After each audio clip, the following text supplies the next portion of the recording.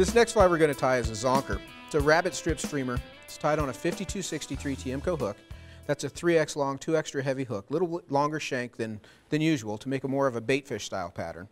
We're going to make the body out of gold mylar tubing. Our wing is going to be made out of an olive rabbit strip.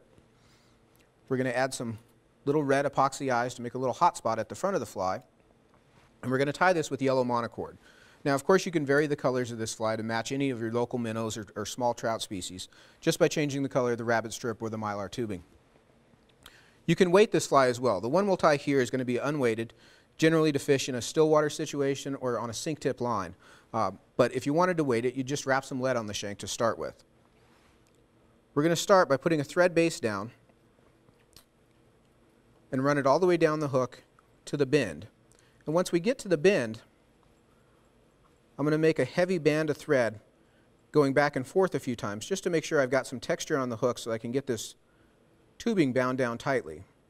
So the area between the hook point and the hook barb is what I'm concentrating on here, just to put a few layers of thread there so I've got something for the tubing to stick to. It's going to give us a little more surface area. Now I've got a piece of gold mylar tubing here, and if I collapse the tubing like this, you can see the core will come out, and I'll pull that core out and just discard that.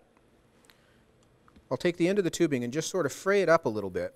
And I like to start with a longer piece of tubing than I need. It's considerably longer than the hook shank at this point, so that I've got a little extra slack for that fray move.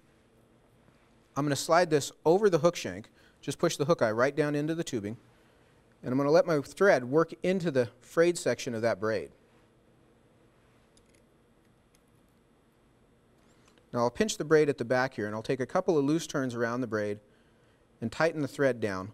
And you can see how that tubing will slide and slip. That's why we made that thread base. You can imagine what that'd do on a bare metal shank. That's why we put that heavy thread band underneath there. Now we're going to lock that down with a band of thread. You can see I center that braid up a little bit and fray out the ends. That'll be our little tail section at the back of the fly. Now we're going to tie the back end of our wing in. I've got a rabbit strip that's plenty long here, but I want to sort of feel where the hook eye is, which is inside this tubing. We're going to buckle this tubing up a little bit here eventually. But I'm going to take this rabbit strip, I'll wet my fingers just a bit, and part the hair, and lay that part right on top of that band of thread. Now I can come up and over and lock that band of thread, lock the rabbit strip down on top of that band of thread. Now when you do that, you want to be careful not to hit the hook point. You're kind of working the thread with your wrong hand. So it's an easy spot to fray your thread. Now we're going to whip finish this fly at the back, and Mattarelli does make a tool that's long enough to reach over the tubing and the hair here and tie a whip finish at the bend of the hook. What I'm going to do instead of that is tie a hand whip finish, and I'll trim that thread off. Now before I go on, I'm going to put just a little shot of head cement on that thread band just to lock things in back there. That's going to be at the back business end of the hook, so it sometimes can get chewed on, so we want to make it a little more durable. The rabbit hide in and of itself, being leather, is going to hold things together pretty well, but we just want to make sure that that thread wrap doesn't slip. So we'll put a little shot of glue on top of that just to coat things down. You do want to be careful that you don't get any on the rabbit fur itself. And in the event that you do, don't smear it around. Just let it dry. Once it dries, it'll dry into a little crystal, and you can chip that off once it's dried out. But don't touch it while it's wet. Now I'm going to fold this rabbit strip back out of the way. I'm going to use my material clip to help out with this. Slide that back out of our way so we can finish the front end of the fly.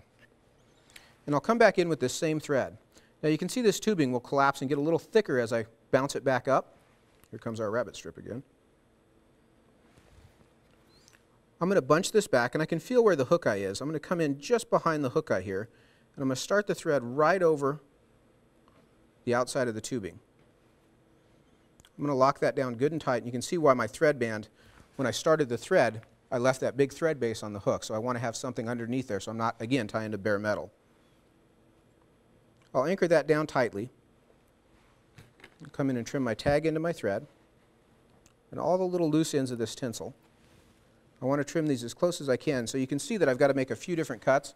I made cuts across the top of the hook, and then I'll pull these down underneath the eye and trim them off as flush as I can as well. If you try to pull everything up in one shot, the pieces from the bottom are going to travel further, so your stub ends will be longer. And we want to try to avoid that if we can. So 2 cuts is a better way to do that. I'll pinch this tubing now, and it kind of creases the body down. it starts to encroach on the hook gap a bit, and that's why I like to leave that soft. That will move up and down as the fish grabs a hold of the hook. So it seems like it'll encroach on the hook gap, but it's relatively soft. It's going to move around a little bit, so you've got some flexibility there. Now I'm going to stretch my rabbit strip forward. I'm going to measure to just behind the hook eye here. And I find wetting this hair makes this a little easier to do. I'm going to come up and trap that hair on top of the hook. I parted it the same way I did at the back. Make a couple turns to anchor that down. And then I'll come in and trim that strip off nice and square. And the reason I do that square right there is we want to build a relatively large head on this fly, so we've got some area to glue the eyes to.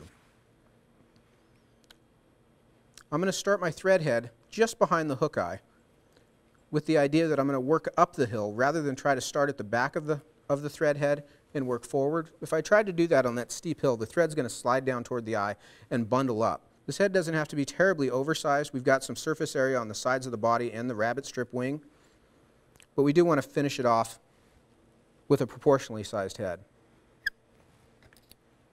I'm going to whip finish that thread at the back edge of the head.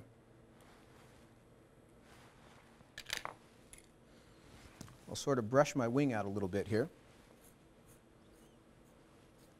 You can see how that wing will move in the water. You can leave these tails much longer. I try not to go much longer than a shank length because it can produce a few short strikes with fish just grabbing the back of the fly.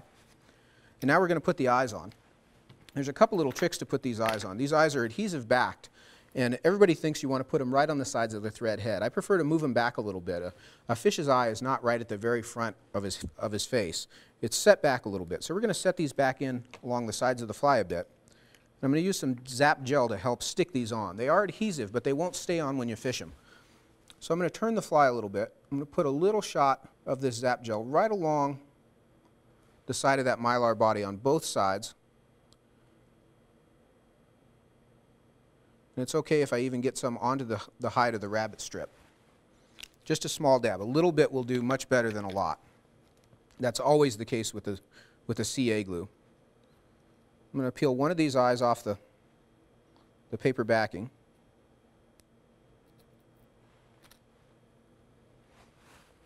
I'm going to turn this hook. I'll set this eye in place. And one of the tricks I found over the years is I'll use a half hitch tool, which is pretty commonly found on the end of a bodkin or a rotary hackle pliers. It's just a tool with a hole in it. It's nothing special, and you've probably already got one and may not even know you have it. I'm going to use that to press the eye in place. The concave side of that tool will hold that eye right flat in place and place it nicely on the side of the fly. We're going to pick up one more eye and do the same thing on the near side.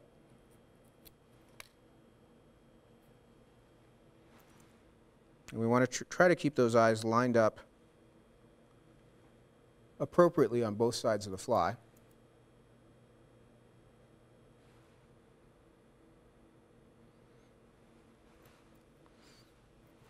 We're going to put a little shot of head cement over the front of this, and that'll be our finished zonker. You can see how this is really a relatively realistic minnow imitation. Lots of good movement in the water. This fly's been around a long time. You can tie it in large sizes for bass and pike. You can tie it in smaller sizes for trout. It never fails to amaze me how big a fly a trout will try to eat, especially if it's got good movement. And this is one of those flies that you can cover a lot of water with and feel pretty good about having a good chance of the fish eating it. Great little pattern, relatively easy to tie. Sure makes a good looking fly in your fly box as well.